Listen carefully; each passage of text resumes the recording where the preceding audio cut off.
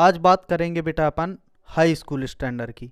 High school के standard में जो सूरदास जी के पद हैं उनके बारे में हम बताने जा रहे हैं।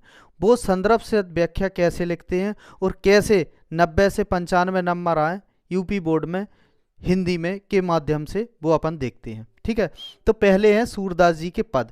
सूरदास जी ने बहुत अच्छा वर्णन किया है, थोड़ी बहुत सूरदास जी के बारे में अपन जान लेते हैं। ठीक है, तो सूरदास जी की बात करें बेटा तो इनका जो जन्म हुआ था 1478 ईस्वी में हुआ था। कब हुआ था? 1478 ईस्वी में आगरा से मथुरा जाने वाली सड़क के किनारे रुनकता नामक स्थान पर हुआ था।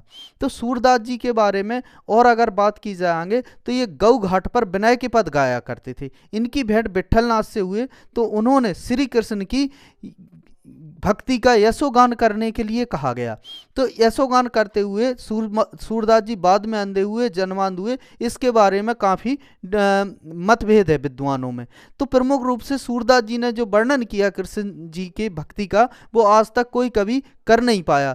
तभी तो बेटा सूरदास जी को एक बारे में कहा जाता है कि सूर सूर हैं तुलसी शशि उड़गन के शब्दास। इनके बारे में ये बहुत अच्छा दुआ है या पद है, इसके बारे में बहुत अच्छे से कहा जाता है।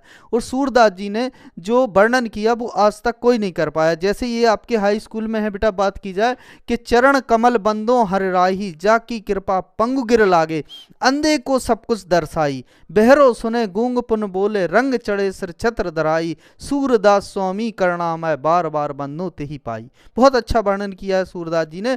जब सूरदास जी कहते हैं कन्हैया जब छोटे होते हैं तो हम अपनी मैया से कहते हैं कि मैया कभों बढ़ेगी चोटी, बहुत दिनन भय दूध पियत अबहू है देखो छोटी, कभों बढ़ेगी छोटी। बहुत अच्छा वर्णन किया है। तब राधिका जी को फर्स्ट टाइम कन्हैया देखते हैं तो सूरदास जी वर्णन करते हैं कि बूझत श्याम कौन तू गोरी, बूझत श्याम कौन तू गोरी, कहाँ रहत तू कहाँ रहत किसकी तू बेटी, कभू न देखी मैंने ब्रजखोरी। बहुत अच्छा वर्णन किया है। आइए अब देखते हैं कि संदर्भ से व्याख्या कैसे लिखते हैं।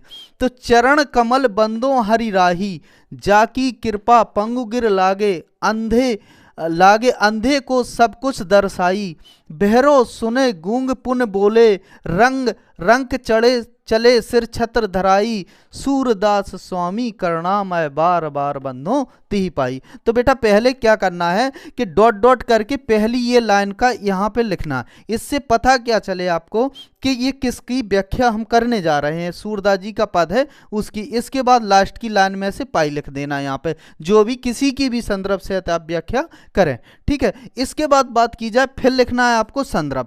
तो संदर्भ में पहले क्या लिखना है कि प्रस्तुत पद्यांश हमारी पाठ पुस्तक काव्य के पद नामक पाठ से लिया गया है, जिसके रचयिता महाकवि सूरदास जी हैं। तो इस चीज में एक याद रखना कि पाठ का नाम जरूर अंडरलाइन होना चाहिए। बेटा क्या होना चाहिए? जो चैप्टर है आपका, लेसन है, पाठ, उसका नाम जरूर अंडरलाइन होना चाहिए। और कि कोई भी कवि हो उसके आगे महाकवि जरूर लगाएं। और जो उसका जो कवि का नाम है उसको हेडिंग से लिखें या फिर उसको इन्वर्टेड कॉमा में या उसको अंडरलाइन लिख लें। जब एग्जामिनर आपकी काफ़ी जांचे समझ में आए कि बच्चे ने पढ़ा है। कुछ नहीं, बड़े सिंपल तरीके से आपको इसमें संदर्भ से व्याख्या आप कर देना है, कुछ नहीं। तो चरण कमल बंदो हर राई, तो इसमें कहते हैं निम्न पंक्तियों में कौन? महाकवि सूरदास जी कहते हैं कि चरणों वाले, कमल के समान चरणों वाले भगवान की मैं बार बार वंदना करता हूं। कमल के समान चरणों वाले भगवान की मैं बार बार वंदना करता हूं। ये पहली लाइन का अर्थ हो गया। ठीक है, जा की कृपा मतलब जिनकी कृपा, मतलब हरि की कृपा। पंगु गिर लागे, पंगु माने होता है बेटा लंगड़ा, गिरी माने होता है पहाड़, लांगे माने पार कर जाना, अंधा माने अंधा तो सब कुछ माने सब कुछ होता, दर्शाई माने होता है बेटा दिखाई देना, कि जा की कृपा। तो निम्न पंक्तियों में एक बार और देखें कि निम्न पंक्तियों में महाकवि सूरदास जी कहते हैं कि मैं कमल के समान चरणों वाले भगवान की मैं बार बार वंदना करता हूं, जिनकी कृपा से लंगड़ा व्यक्ति भी क्या होता है? पहाड़ पार कर जाता है और अंधे को सब कुछ दिखाई देने लगता है। बहरो सुने गूंग पुन बोले, मतलब वो कहना चाह रहे हैं कि अगर ईश्वर की कृपा जिसके ऊपर हुए, सूरदास जी कह रहे हैं, तो बहरा सुनने लगता है, गूंगा फिर से बोलने लगता है, रंग चढ़े सिर छत्र धराई, मतलब फकीर व्यक्ति भी क्या राजा बन जाता है। सूरदास स्वामी करुणामय बार बार बंदो तिहि पाई। सूरदास जी जी कहते हैं ऐसे दया रूपी करुणा रूपी भगवान की मैं बार बार वंदना करता हूं। तो इस तरीके से यहाँ पे लिखा भी गया है।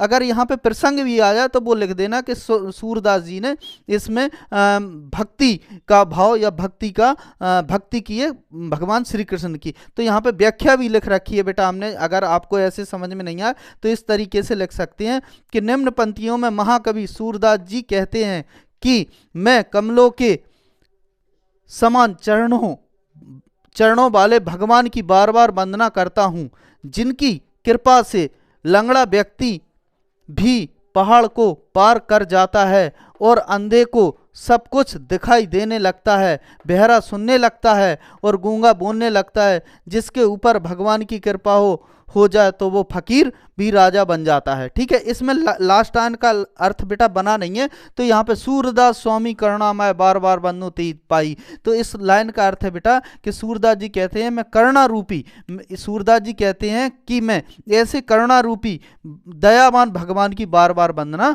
करता हूँ। इस तरीके से आप लिखकर आ सकते हैं। ठीक है बेटा।